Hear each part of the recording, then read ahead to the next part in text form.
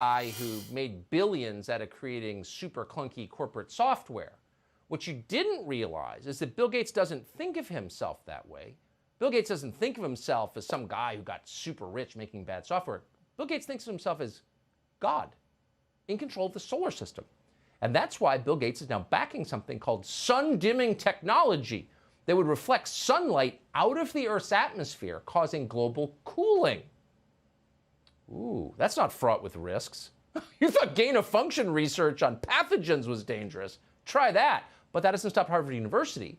Its scientists are testing that technology by spewing calcium carbonate dust into the atmosphere. Bill Gates is backing the first high-altitude experiment of one radical climate change solution, creating a massive chemical cloud that could cool the Earth. It's called solar geoengineering, and it's highly controversial. It would look something like this. Thousands of planes would fly very high and use nozzles to inject millions of tons of light-reflecting particles into the stratosphere. It would create a thin chemical cloud of those particles around the whole planet, blocking some sunlight from reaching the surface. It would mimic a giant volcanic eruption, which we know cools the Earth. Now, just to restate, Bill Gates is not God. Bill Gates is some kind of weird, socially awkward rich guy who lives in Seattle. He doesn't own the planet, but he's now changing the planet single-handedly. This is not just over his yard in Seattle. This is over your yard and our oceans and the whole planet. Now, according to Forbes, Frank Kutch, who is the project's top investigator, quote, does not know what the results might bring. Oh, just experiment with the globe and find out what happens. It's cool, though. He's a billionaire. Michael Schellenberger is the author of Apocalypse Never, Why Environmental Alarmism Hurts Us All, which it does, as our rivers and oceans get dirtier and no one notices. Michael, it's great to see you tonight. Thanks for having me, Tucker. It's a little alarming to think that someone as myopic and out of touch and totally ideological and weird as Bill Gates thinks he's in charge of the planet. What should we be worried about here? I mean, basically everything. I mean, when I first heard about this over 2 decades ago, this was a thought experiment. But this is real. They're really trying to do this. They've encountered opposition every step of the way. I've co-authored articles with the Harvard investigator. We've told him personally this is a terrible idea. The vast majority of scientists disagree with this. You have to remember what they're proposing to do is identical to what we feared would occur after nuclear war in the 1980s, which is nuclear winter. The idea is that you cool the planet deliberately.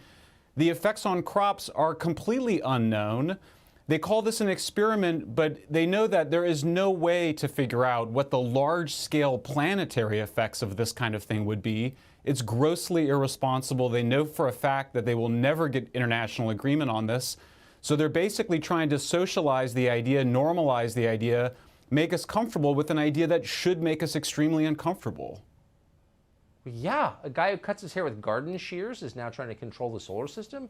The funny thing is, anyone who notices this, that maybe Bill Gates has outsized control over our lives, is immediately denounced by Snopes or one of these fraudulent fact-checking sites as a conspiracy nut. Do you think you're a conspiracy nut to have concerns about Bill Gates' hubris and ambitions? No, I mean, this is bonkers. I mean, honestly, there are very few people, when you talk to them privately, that think this is a good idea. There's a lot of people that are very scared to speak out publicly because Bill Gates' influence is extraordinary.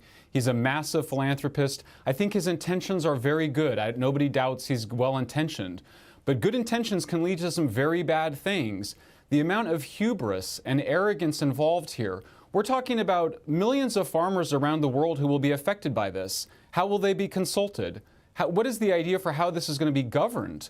There is no plan for governance. There is no way to get agreement on this internationally. They know this. You know, Tucker, the thing is, the trends on climate change, most people don't realize they're going in the right direction. The United States has reduced its carbon emissions by more than any other country over the last 20 years. We've had an extraordinary success in the United States in reducing our air pollution, and now we're faced with the prospects of this radical experiment. If there's one thing we could do to improve our country overnight, it's tax-exempt nonprofits. People like Bill Gates make billions. They die, but they continue to distort our society with these tax-exempt foundations. We should tax them immediately. Pay the rate we pay today. Michael, thank you. Great to see you.